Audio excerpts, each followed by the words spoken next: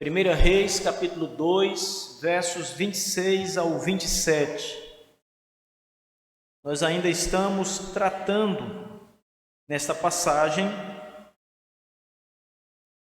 das medidas que o rei Salomão está tomando para manter a segurança do reino e a sua prosperidade.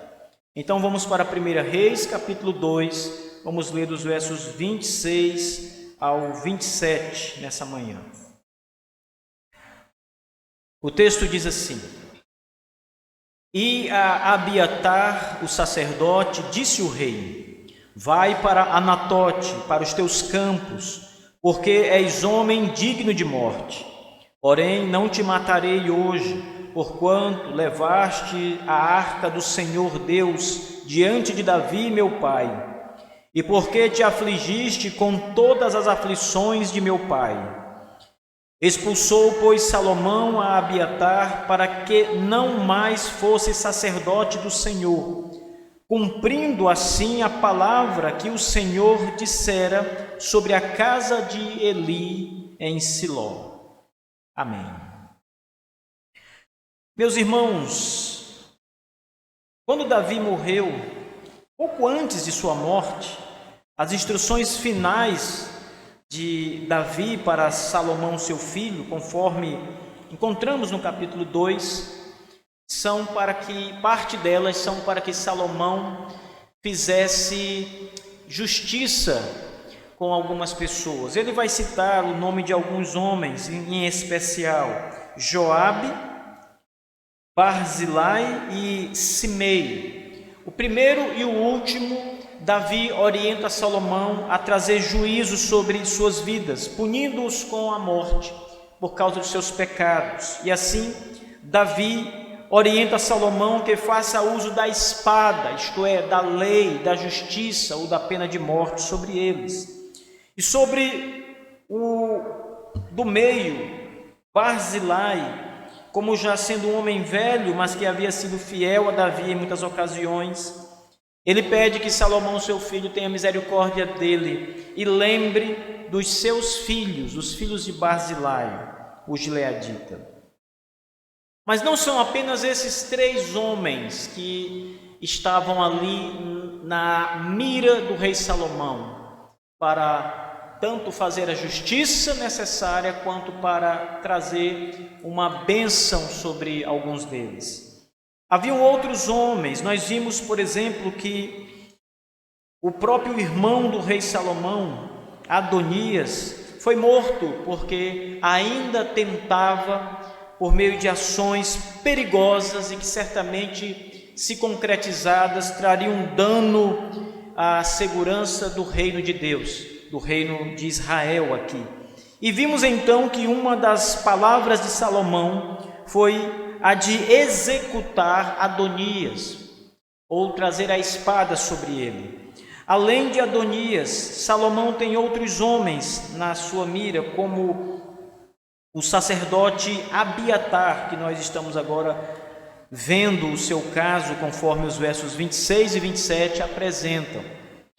O sacerdote Abiatar também havia se juntado a Adonias naquela conspiração que ele estava levantando contra o seu irmão Salomão.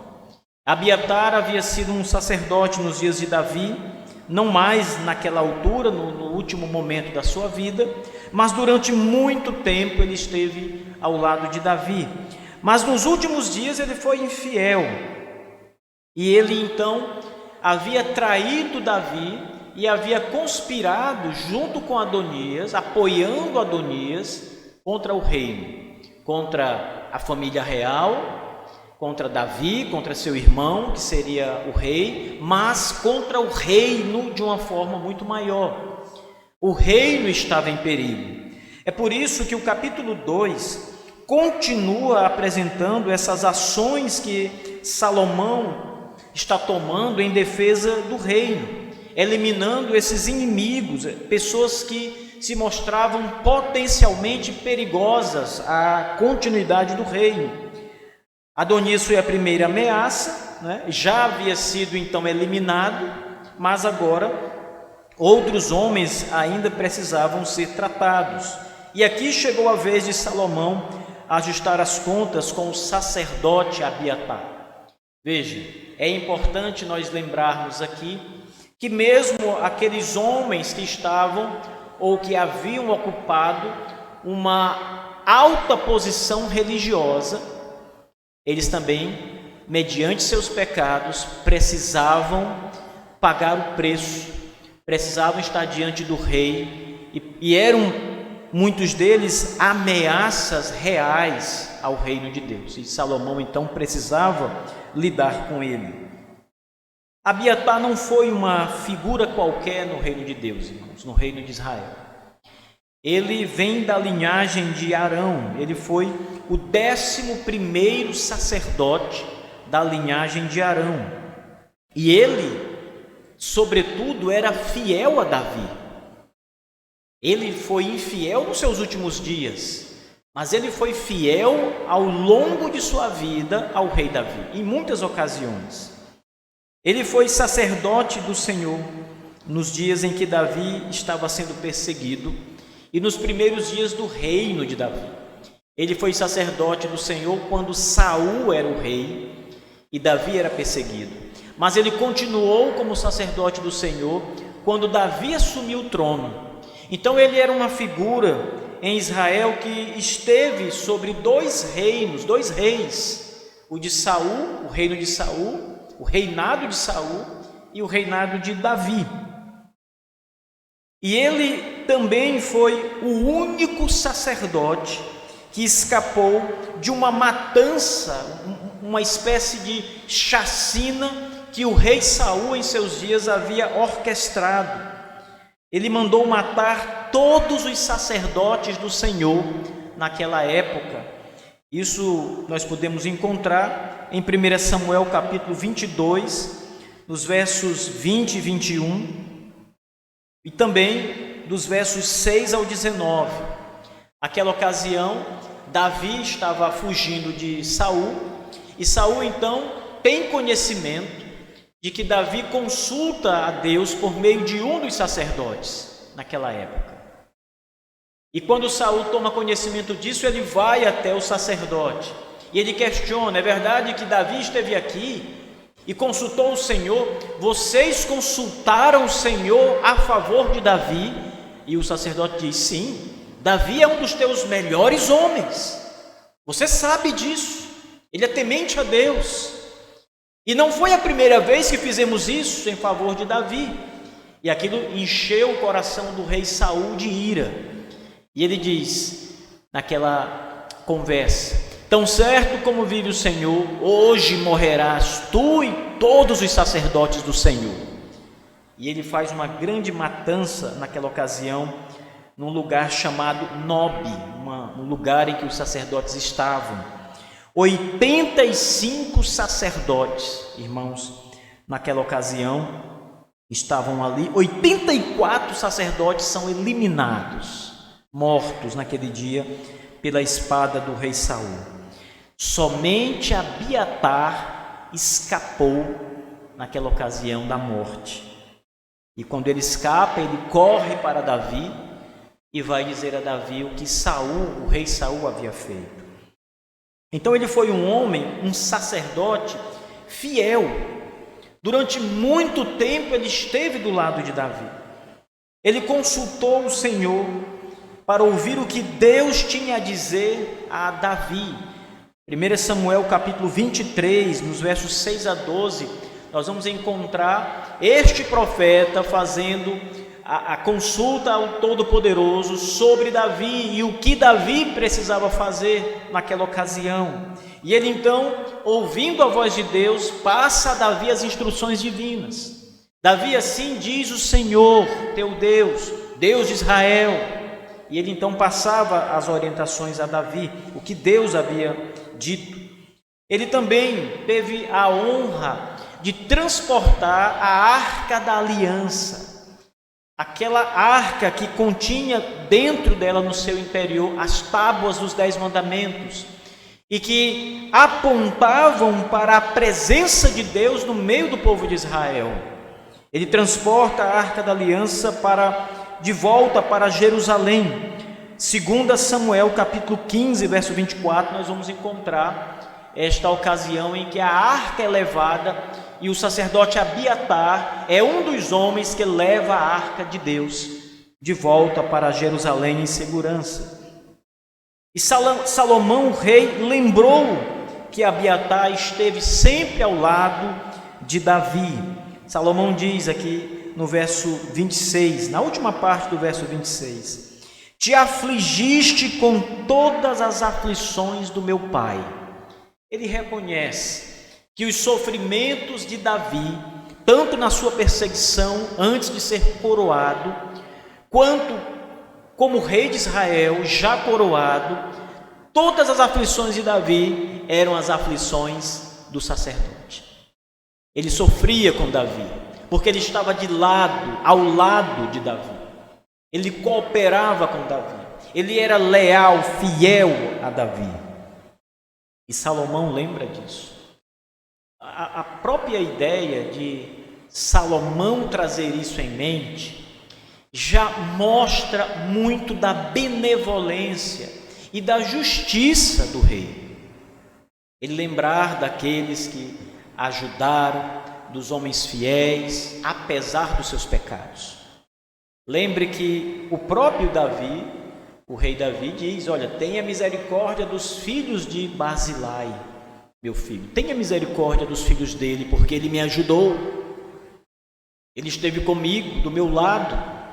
Davi lembrava disso, e Salomão agora está nos mostrando que também tinha um coração como o do seu pai, que lembrava da misericórdia. Agora, também é verdade que nos últimos dias de Abiatar, nos últimos dias do reinado de Davi, ele foi infiel, participando daquela conspiração terrível de Adonias, conforme nós encontramos aqui logo no começo de Reis, né? O capítulo 1, verso 7, o texto diz, falando sobre a conspiração de Adonias: entendia-se ele, Adonias, com Joabe, filho de Zeruia, e com Abiatar, o sacerdote, que, seguindo, o ajudavam. Então perceba que Adonias, ele conspirou tanto com Joabe, um dos homens do exército, quanto com Abiatar, o sacerdote, e estes ajudavam Adonias, e Adonias os ajudava também. Então Abiatar participou diretamente daquela conspiração. Ou seja, ele não foi só informado da conspiração. Ele não foi apenas um homem que tomou conhecimento que Adonias queria algo assim. Ele participou, ele cooperou com Adonias, ele ajudou Adonias em tudo isso. O capítulo 2, no verso 22, quando a mãe de Salomão, Batseba, vai até ele, levando aquele pedido de Adonias: dai-me a última esposa de Davi, Abissag, para ser minha mulher. E Salomão sabia o que significava esse pedido. E quando a sua mãe diz isso: dá a teu irmão essa mulher que foi de teu pai, ele sabe a ameaça que isso significava. E ele diz no verso 22, capítulo 2, verso 22, ele diz assim: respondeu o rei Salomão e disse à sua mãe: por que pedes Abissag, a sunamita, para Adonias? Pede também para ele o reino, porque é meu irmão maior. Para ele digo, e também para Abiatar, o sacerdote, e para Joabe, filho de Zeruia. Ou seja, Salomão aqui está dizendo que tanto seu irmão Adonias, conspirador, quanto o ex-comandante Joabe e o sacerdote Zeruia estavam juntos. Salomão então diz: você não quer dar o reino para os três? As maiores figuras, o rei, o comandante do exército e o sacerdote, as figuras mais proeminentes daquela nação. Não seria melhor dar logo o reino para eles, minha mãe? Perceba que Salomão coloca o sacerdote como parte da conspiração, envolvido diretamente naquela conspiração. Então, irmãos, diante disso, dessa traição de Abiatar, toda a confiança que se tinha nele havia acabado. Ele não era mais um homem digno de confiança. E o crime de Abiatar era a conspiração. E a sentença para o crime de conspirar contra o rei e contra o reino era a morte. Ele era um homem digno de morte. Não é à toa que Salomão diz isso, né? As palavras de Salomão nos versos 26 e 27 devem ser interpretadas, essas palavras ditas aqui, diante desse cenário todo, de quem foi Abiatar, sua história e do que ele fez nos últimos dias, como ele colocou o reino em ameaça. Note que Salomão diz: és homem digno de morte. O seu crime merece a morte, merece ser pago com a morte. Então, era necessário que medidas assim, que Salomão começasse a tratar com estas pessoas que haviam conspirado e que eram ameaças ao reino, fossem feitas, tratamento fosse feito. As medidas eram necessárias e eram urgentes. Se esperasse mais, vejam o que Adonias ia fazendo mais tarde.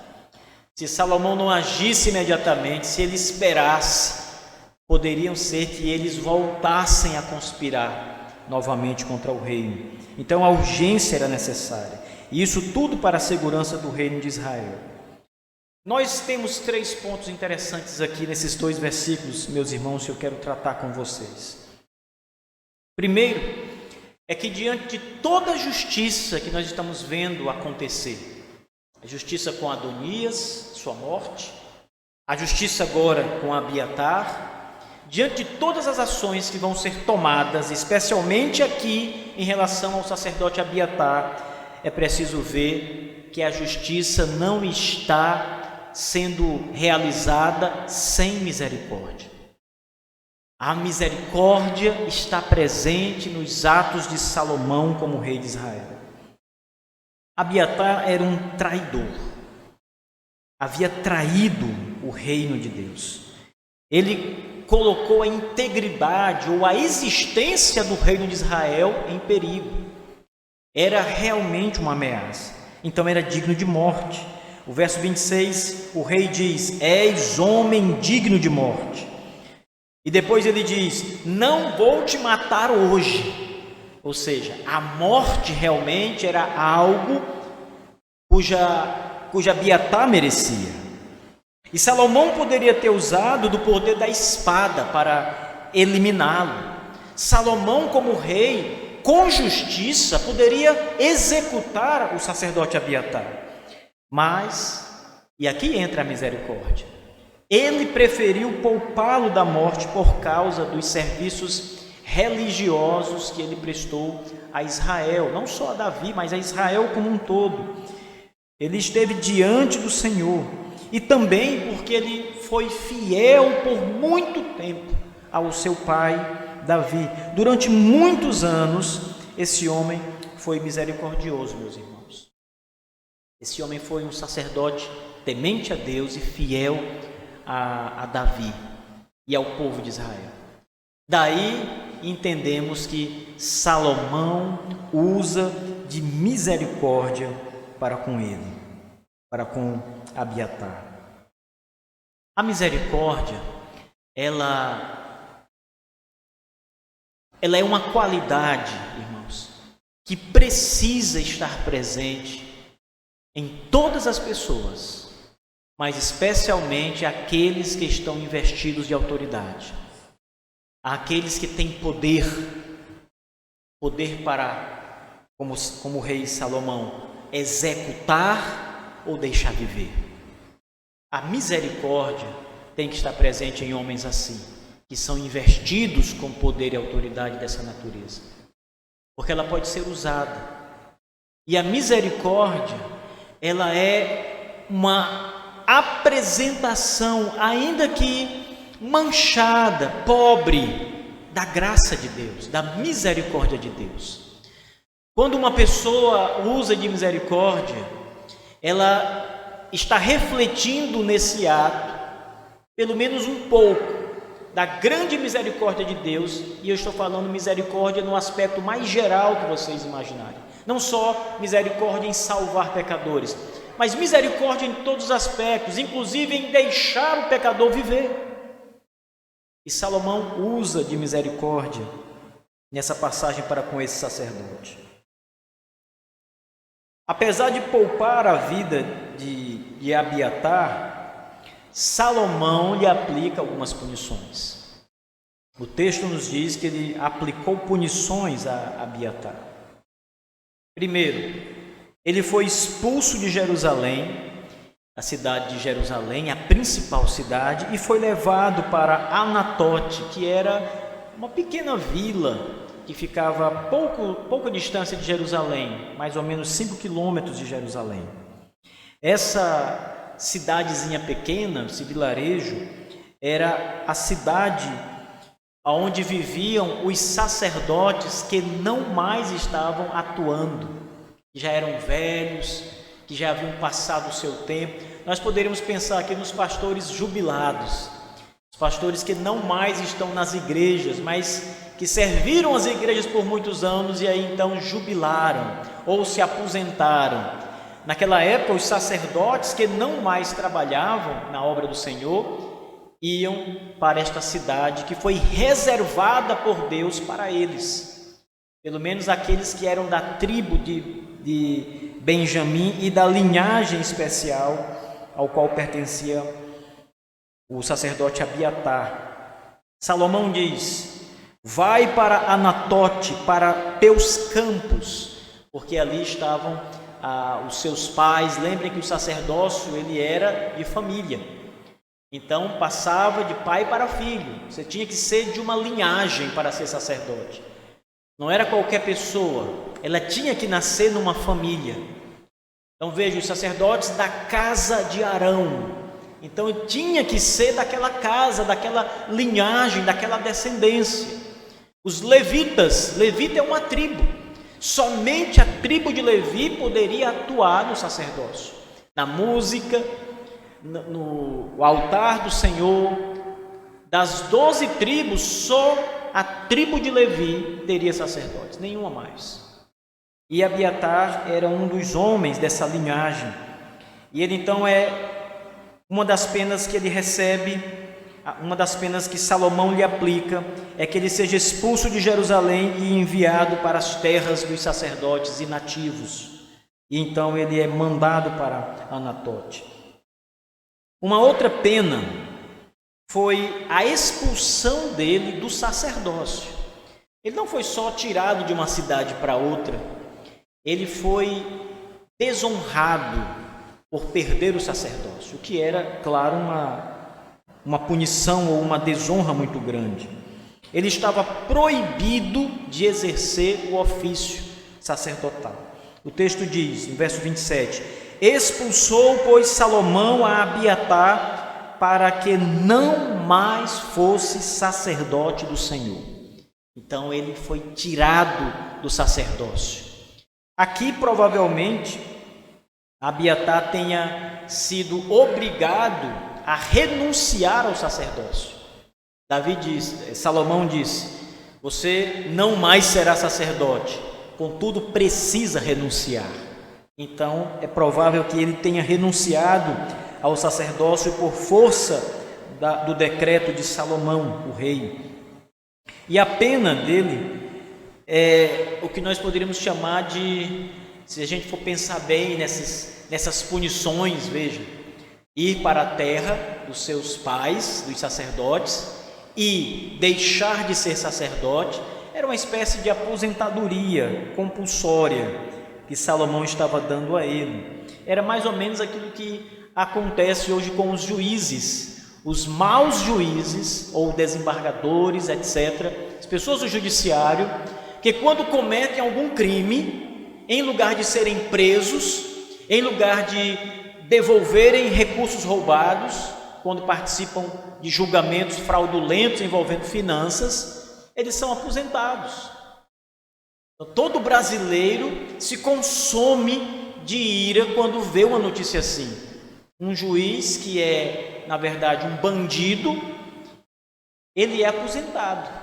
Quando ele é pego em flagrante, em crime, em lugar de ir para a prisão, ele vai receber uma pensão gorda aí até o fim da sua vida e será aposentado dessa forma. Infelizmente, nós temos visto muito isso. E é mais ou menos isso que Salomão está fazendo aqui. Ele toma Abiatar e diz: olha, tu é homem digno de morte, cometeu crime contra o reino. Você agora vai voltar para a terra dos seus pais, para os seus campos, vai cuidar de suas coisas, e ali viverá e não mais será sacerdote do Senhor. Então essa é a pena que Salomão aplica ao sacerdote Abiatar. Essa cidade de Anatote, irmãos, como eu disse, estava repleta de ex-sacerdotes. E ser enviado para essa cidade não era uma punição de verdade, podemos dizer assim. Talvez os homens que estão na cidade hoje, por exemplo, eles sonham em se aposentar e ir para o campo, ir para um lugar de repouso, morar num sítio, num lugar afastado, ter uma vida melhor. Então, nós olhando para o que está acontecendo com Abiatar, não vamos ver uma punição. Isso é mais um presente do que uma punição. É mais um favor de Salomão do que uma punição propriamente dita. Então, não era em si uma punição verdadeira, mas um retorno à sua terra natal, onde estavam as raízes familiares, a sua família, a sua tradição familiar. E agora Abiatar viveria dos seus campos como agricultor.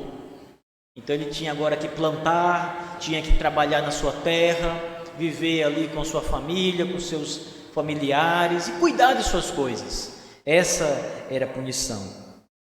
Bom, esse é um dos aspectos que nós encontramos na punição, que é o aspecto que não parece punição, é o aspecto que parece um presente. Imagine se alguém chegasse para você, tirasse você de Teresina e dissesse: olha, você vai agora morar num campo, num sítio, onde está toda a sua família e vai cultivar suas terras.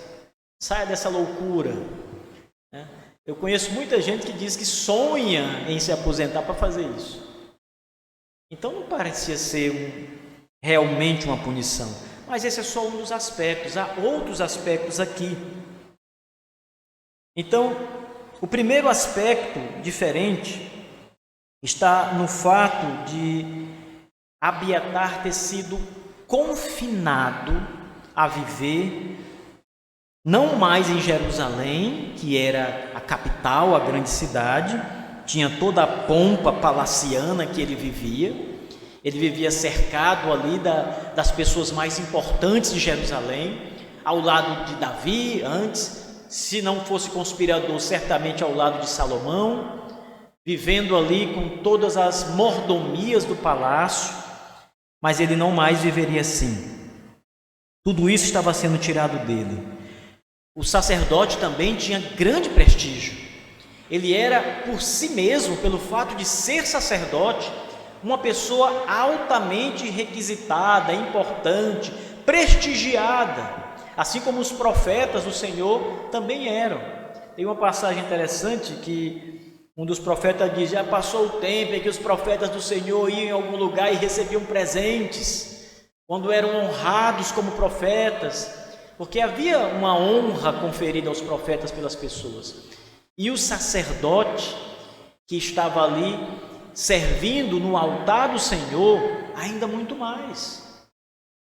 Ele estava em contato direto com o povo de Israel. Ele era o canal entre o povo e Deus. Então ele era uma figura muito prestigiada. Mas Salomão estava tirando tudo isso de Abiatar. Não mais terás tudo isso. Não mais viverá em Jerusalém, não mais estará no meio das pessoas importantes, não mais terá prestígio. Veja, ele foi desonrado. Viverás agora em Anatote, confinado àquele lugar. Então, se você olhar para esse lado, você vai começar a perceber que há um aspecto diferente, de punição de fato, nas palavras de Salomão, naquilo que ele decidiu. Em segundo lugar, o fato de ele ter sido expulso do sacerdócio de Israel.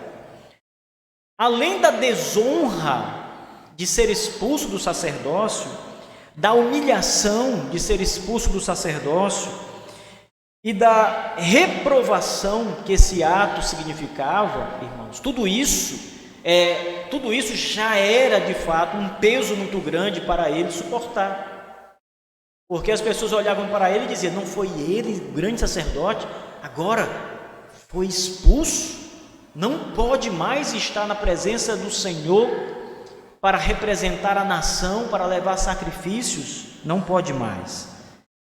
Abiatar, ele estava perdendo toda a influência que um dia ele teve junto ao povo, decorrente do ofício sacerdotal. As pessoas que olhavam para Abiatar como aquele homem de Deus, agora diziam: ele foi retirado do ofício pela seu crime, o seu pecado contra o reino. Ele foi arrancado do altar do Senhor, porque foi indigno de estar ali. Então, ocupar o sacerdócio representava uma grande ascensão na sociedade, e tudo isso foi tirado dele. Então, a expulsão do sacerdócio, irmãos, provavelmente é a pior das punições que Abiatar recebe de Salomão. Mas, até aqui, olhando dessa forma, nós encontramos uma espécie de, nas ações de Salomão, uma via dupla: a misericórdia e a castigo. A misericórdia está no fato de ele poupar sua vida, devolvê-lo a seus pais, seus antepassados ali, as suas raízes familiares, e permitir que ele viva ali cuidando de suas coisas. Essa é a bênção, a misericórdia. Por outro lado, o castigo está nesses atos que eu acabei de mencionar. Então, as ações de Salomão parecem ter uma via dupla. Vemos a misericórdia do rei e vemos também a mão do rei trazendo uma punição ao sacerdote infiel. Mas o final do verso 27, irmãos, nos diz algo maior, que é a punição divina sobre Abiatar. O ato de Salomão de expulsar Abiatar do sacerdócio era também o cumprimento da palavra de Deus, que tinha dito, o Senhor tinha dito que eliminaria a casa de Eli do sacerdócio. O texto diz: cumprindo assim a palavra do Senhor, que o Senhor dissera sobre a casa de Eli em Siló. Quando o rei Salomão expulsa Abiatar do sacerdócio, a Bíblia diz que ele cumpre a palavra do Senhor. Com essa ação, ele dá cumprimento a uma antiga profecia de que não haveria sacerdócio na casa de Eli. E essa passagem, meus irmãos, está em 1 Samuel, eu gostaria de ler com vocês, capítulo 2. 1 Samuel, capítulo 2, vamos ler dos versos 27 ao 36. O texto diz assim: veio um homem de Deus a Eli e lhe disse: assim diz o Senhor, não me manifestei na verdade à casa de teu pai, estando os israelitas ainda no Egito, na casa de Faraó? Eu o escolhi dentre todas as tribos de Israel para ser o meu sacerdote, para subir no meu altar, para queimar o incenso e para trazer a estola sacerdotal perante mim. E dei à casa de teu pai todas as ofertas queimadas dos filhos de Israel. Aqui o homem de Deus que fala com Eli, o sacerdote, está dizendo o quanto Deus havia honrado aquela casa, desde os dias dos antigos sacerdotes até o dia de Eli. Dei tudo a vocês, dei grande honra a vocês, de servir no meu altar, de levar as ofertas, de usar a minha estola sacerdotal. O texto continua: por que pisais aos pés os meus sacrifícios e as minhas ofertas de manjares, que ordenei se me fizessem na minha morada? E tu, por que honras a teus filhos mais do que a mim? Para tu e eles vos engordares das melhores de todas as ofertas do meu povo de Israel. Este era um dos pecados de Eli. Ele preferia os filhos dele do que a Deus. Ele honrava mais os filhos dele do que o próprio Deus. E ainda tomavam das ofertas do Senhor para si mesmo, para engordarem a si mesmo. Verso 30: portanto, diz o Senhor, Deus de Israel, na verdade dissera eu que a tua casa, a casa de teu pai, andaria diante de mim perpetuamente. Porém agora, diz o Senhor, longe de mim tal coisa, porque aos que me honram, honrarei, porém aos que me desprezam serão desmerecidos. Eis que vem dias em que cortarei o teu braço e o braço da casa de teu pai, para que não haja mais velho nenhum na tua casa, e verás o aperto da morada de Deus, a um tempo com o bem que fará a Israel, jamais haverá velho em tua casa. O homem, porém, da tua linhagem, a quem eu não afastar do meu altar, será para te consumir os olhos, para te entristecer a alma, e todos os descendentes da tua casa morrerão na flor da idade. Veja, o verso 33, irmãos, o Senhor está dizendo que afastará do seu altar ou do sacerdócio todos os homens da casa de Eli. Então, quando Salomão expulsa Abiatar do sacerdócio, o escritor de 1 Reis lembra da profecia e diz: cumpriu-se a profecia que há muito tempo o Senhor tinha dito sobre a casa de Eli, ou seja, que extirparia os sacerdotes daquela linhagem. Abiatar é o cumprimento disso. Deus estava punindo Abiatar, não apenas Salomão. Isso é um dos pontos mais importantes dessa passagem. Veja, os atos de Salomão são também os atos de Deus. Ao expulsar Abiatar do sacerdócio, ele estava cumprindo, ainda que não soubesse, ainda que não tivesse consciência da profecia, mas ele estava cumprindo o que Deus havia determinado sobre aquela linhagem que incluía Abiatar naquele momento.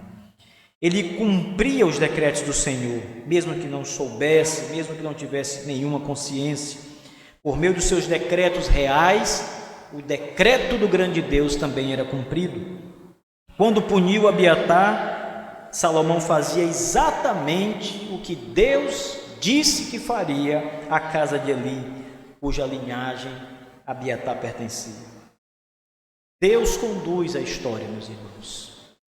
Mesmo a história dos reis, Deus conduz a história de toda a terra por meio da sua providência maravilhosa.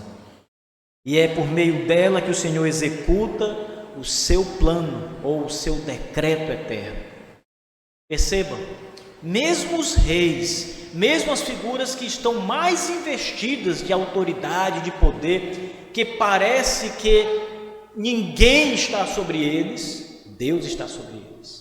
Há um provérbio muito interessante, provérbio 21, verso 1, que diz que o coração do rei é como um ribeiro de águas nas mãos do Senhor. O Senhor, para onde quer, o inclina, ou seja, inclina o seu coração. E esse provérbio nos faz entender que o Senhor estava inclinando o coração de Salomão para fazer exatamente aquilo que o Senhor havia determinado que faria. Assim, o plano de Deus ou o decreto de Deus se cumpria por meio dos planos e decretos do rei Salomão, neste aspecto mais restrito e familiar relacionado a Israel. Deus governa, irmãos. Ele conduz a história com seu poder. Ele é o Senhor soberano, cujo plano nunca será frustrado. Sua providência está em ação. A providência é o poder de Deus em fazer tudo aquilo que Deus quer que aconteça. Por isso, como estudamos no Catecismo de Hércules Collins, nós entendemos que a providência é aquele poder de Deus que leva à execução do seu decreto. O decreto que foi na eternidade executado ou estipulado, ele é executado na história. Então aquilo que Deus disse que faria, Ele o faz na história por meio da sua providência. E a providência de Deus está em ação. Quando Abiatar é banido para Anatote, Salomão demonstra bondade e graça, ou seja, como nós vimos, nós encontramos aqui um pouco de generosidade nesse ato de Salomão. E aqui também, irmãos, é como Deus é generoso, mesmo com aqueles que se levantam contra Ele. Quantas pessoas você conhece que detestam a Deus? Algumas são declaradamente inimigas de Deus. Se dizem ateus, falam mal de Deus, atacam o Evangelho premeditadamente. Zombam, escarnecem. Há pessoas que blasfemam de modo tão imoral contra o Senhor, que nós mesmos às vezes temos vontade de fazer a justiça com as próprias mãos, mas Deus permanece que tais pessoas vivam, e Ele poderia matá-los ali, naquele momento, quando quisesse, mas Ele não faz. Isso é generosidade. Deixar viver é generosidade. Permitir que a vida daquele homem ou daquela mulher continue diante de tantos atos contra a divindade é generosidade. Dar a vida, irmãos, é generosidade. Veja, Deus poderia não ter criado você, mas Ele decidiu criar você. O fato de Deus ter criado você e trazer você à existência da vida é generosidade, porque Ele não precisava fazer isso. Ele poderia ter criado todo mundo menos você, todas as pessoas que estão aqui menos você, mas Ele criou você também. Isso é generosidade. E Ele criou aqueles que se levantariam contra Ele, e permanece que estes homens vivam, pelo menos por um tempo, seja o tempo que for. O fato de conceder que eles ainda vivam, subsistam, é generosidade. Então, o ato de Salomão reflete essa generosidade do Senhor, que não destrói de imediato muitos homens, mas concede a eles os seus favores. Ora, a generosidade de Deus não está só no fato de permitir que os ímpios vivam, está no fato de permitir que eles vivam e ainda favorecê-los com muitas bênçãos. Quantos homens ímpios, destes que eu citei agora há pouco, vivem em seus prazeres, têm uma vida boa, têm riquezas para usufruir, comem bem, se vestem bem, têm saúde. Deus poderia permitir que eles vivessem, mas vivessem doentes, sofrendo, na miséria. Mas não, irmãos. Deus ainda permite que estes homens vivam e muitos deles vivam bem, recebendo bênçãos divinas. Essa graça de Deus, a generosidade, é vista sobre homens que detestam o Senhor. Por isso é generosidade. Porque se Deus fosse usar a sua justiça nestes casos, ele os eliminaria também. Quando Salomão usa de generosidade com Abiatar, nós precisamos olhar para Deus e ver quão mais ele foi generoso com todos os homens, conosco e até com aqueles que são seus inimigos. Ainda hoje estão militando contra o Senhor. Em terceiro lugar, o fato de Salomão não matar Abiatar pela traição também é uma outra demonstração de graça de Deus. E aqui, uma demonstração muito maior. Em lugar de usar a retribuição, ele usa a misericórdia. O rei poderia fazer isso sem que fosse considerado injusto ou fraco. Ele poderia matar o sacerdote e seria ainda um rei justo, porque a justiça diz que o ato merecia a morte, e ainda seria um rei forte, porque teve coragem de exercer a justiça contra Abiatar, o sacerdote. Então ele não deixaria de ser justo e poderoso, e forte e corajoso, ele seria tudo isso, mas, ao contrário, Salomão usa misericórdia. Isso era uma demonstração também de poder e de autoridade, o ato de bondade, irmãos. Você ser misericordioso quando você pode ser justo e aplicar uma pena dura, o ato de bondade é um ato de força. É um ato que demonstra o seu poder e a sua autoridade. Quando você, diante do seu filho, o seu filho que comete alguma coisa que merece a punição, e você então chama o seu filho e diz: olha, eu vou te perdoar, eu sou o seu pai. O que você fez é digno e merecedor de uma disciplina, mas dessa vez eu vou perdoar você.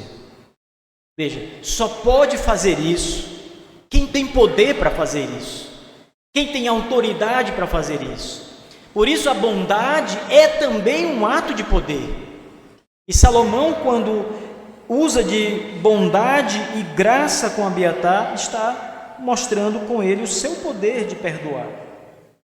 Muitos governantes têm essa prerrogativa de trazer o perdão. No Brasil, o presidente recentemente ele usou desse indulto presidencial para perdoar um crime. Muitos presidentes já perdoaram crimes de criminosos mesmo. Estamos falando de pessoas criminosas. E o presidente tem poder e autoridade para perdoar o crime. E tudo que era contra aquela pessoa ser apagado. Ela não deve mais nada à justiça. É o indulto presidencial. Então ele pode livrar infratores de suas penas. Esse ato do presidente é chamado de graça presidencial. Veja o nome: graça, favor presidencial. Está previsto no artigo da Constituição Brasileira, número 84. O presidente pode ser generoso, gracioso com criminosos, se ele quiser. A graça de Deus, irmãos, é um ato parecido com esse que os reis, os presidentes usam. Só que é um ato bem maior. Muito maior, extremamente maior. Na graça de Deus, os pecadores cometeram os piores crimes, e a quantidade de pecados e de crimes dos pecadores é incalculável.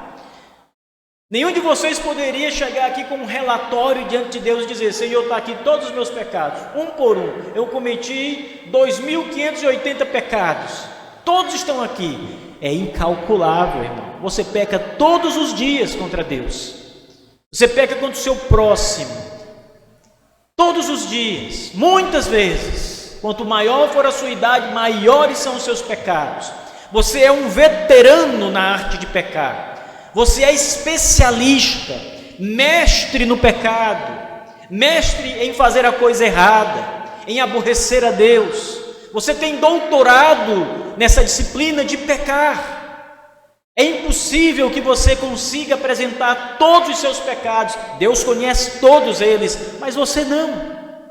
Você já esqueceu muitos. Você não lembra mais da maioria deles. Você lembra dos pecados imediatos.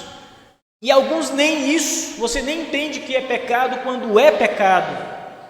Veja, quando Deus graciosamente dá o seu induto divino, a sua graça de perdoar, Ele perdoa os piores crimes e perdoa crimes incalculáveis. Milhões e milhões de pecados seus são perdoados. Não se trata de uma ofensa como a ofensa de Abiatar, que era traição. Se trata de milhões de ofensas que Deus perdoa. Milhões e milhões das piores ofensas. E são ofensas contra o ser mais digno e santo que existe, Deus. Você não está ofendendo um homem. Davi não era Deus, Salomão tampouco. Todos eram pecadores, todos eram iguais na condição de pecadores. Você não pecou contra um pecador qualquer, você peca contra Deus, que é santo, santo, santo. Você peca contra o maior, o mais glorioso e o mais digno, o mais santo dos seres que existe, o Criador, e Ele perdoa. A sua graça é incalculável, irmãos. A graça divina é o perdão completo, é o perdão para sempre, acompanhado de um presente maravilhoso e também imerecido, que é a salvação, a eternidade com o Senhor. O pecador, ele é transformado e é levado à família de Deus, tornando-se um filho de Deus. O Senhor Jesus diz, João o evangelista diz que aos que creram foi-lhes dado a autoridade de serem feitos filhos de Deus. Que grande presente! Você passa a ser filho de Deus. Você era filho de outro, não de Deus. Você era filho de outro. Vosso pai é o diabo, disse o Senhor em certa ocasião, e vós quereis satisfazer-lhes o desejo. Vós sois do diabo, que é vosso pai. Ele falou isso aos fariseus. Isso é uma verdade a todos os descrentes. Antes que o homem creia, ele é filho do diabo e tem desejo de fazer a vontade dele, do seu pai maligno. Mas quando crê, recebem autoridade para serem feitos filhos de Deus. Que grande bênção, irmãos! Essa passagem tem ainda outras aplicações, além dessas que eu citei, ao qual eu vou apenas rapidamente citar uma delas. A palavra do nosso Deus é uma palavra inspirada pelo Espírito, portanto, infalível. Quando Deus disse a Eli que não haveria mais sacerdote em sua linhagem, chegará, pois, o tempo, diz o Senhor, em que extirparei da tua casa o teu braço, e não haverá sacerdote na tua linhagem. Ele faz cumprir aqui, tempos depois, porque a palavra não falha. A palavra dita pelo Senhor não falha. Ela é a palavra do Deus que não mente, do Deus Todo-Poderoso, do Senhor que domina, controla a história, do Deus que decretou tudo o que vai acontecer e fará acontecer conforme decretado. Não falha. O que Deus disse há de se cumprir, meus irmãos. Creiam nisso quando, no final do verso 27, somos lembrados de que cumpriu-se, pois, a palavra do Senhor. Precisamos lembrar que a palavra do Senhor sempre se cumpre. Sempre se cumpre. Uma vez eu conversando com o Senhor, falando sobre a volta de Cristo, e ele disse que eu ouvia isso dos crentes muitas vezes, durante muitos anos, e Cristo nunca voltou. Ele não acreditava na palavra do Senhor, porque estava demorando. Até hoje nunca se cumpriu a volta de Cristo. Mas o fato é que a palavra vai se cumprir no momento apropriado. E Cristo vai voltar no momento apropriado. porque a palavra se cumpre no seu tempo, no tempo de Deus, não no nosso. A palavra de Deus a Abiatar se cumpriu, o que ele havia dito a Eli e sua casa se cumpre em Abiatar. A palavra é infalível, meus irmãos. O seu cumprimento é seguro, é certo. Assim como estamos aqui essa manhã e viemos adorar a Deus, e estamos adorando a Deus, é certo que a palavra do Senhor se cumprirá integralmente. Por isso devemos crer na Escritura. Por isso devemos ser confortados pela Escritura. Devemos ter a Escritura em alta estima, porque é a palavra de Deus, porque vai se cumprir, porque é infalível. Não erra, é a verdade. Por isso não cremos em muitas coisas que a ciência alega, porque a Bíblia diz diferente, nós cremos na palavra de Deus. Eu estava lendo um livro essa semana chamado A Caça e os Touros. É um livro que fala sobre caçadas, né? E aquelas touradas, né, que acontecem na Espanha. Como é que é o nome daquilo? Touradas mesmo, eu acho, né? Que solta um touro ali no ginásio, ali no estádio, e fica um toureiro ali, fica jogando lança, né, com aquele paninho vermelho. Ele tem muito na Espanha. E o livro era sobre isso, sobre caça, né, a arte da caça. E nesse livro o autor começa lá, num determinado momento, a dizer que o caçar é algo ancestral do ser humano. E ele começa então a dizer, desde o homem das cavernas, aí começa aquela história da evolução, né? Quando ele ainda era não era ainda nem um homem propriamente dito, né? Mas era ainda um antropóide, algo assim, né? Ele já caçava, tal. E veja, a ideia de evolução da raça humana. Isso não é verdade. Deus criou o homem, Adão, não um homem das cavernas, como a ciência tenta apresentar, mas um homem de verdade. Cristo é o segundo Adão. Um homem que podia obedecer a Deus ou desobedecê-lo, que tinha vontade, que raciocinava, que podia exercer, que deu nome aos animais, que morava num jardim esplêndido, que teve uma esposa. Não era um homem como esses que a ciência apresenta, irmãos. Essa história não é verdade. Temos que crer no que a Bíblia diz, não no que a ciência tenta apontar como se fosse a verdade. Então, creio nas Escrituras. E eu encerro aqui, meus irmãos, essa passagem breve dos versos 26 e 27 sobre as punições e bênçãos que foram concedidas a Abiatar para a integridade do reino de Israel. Amém.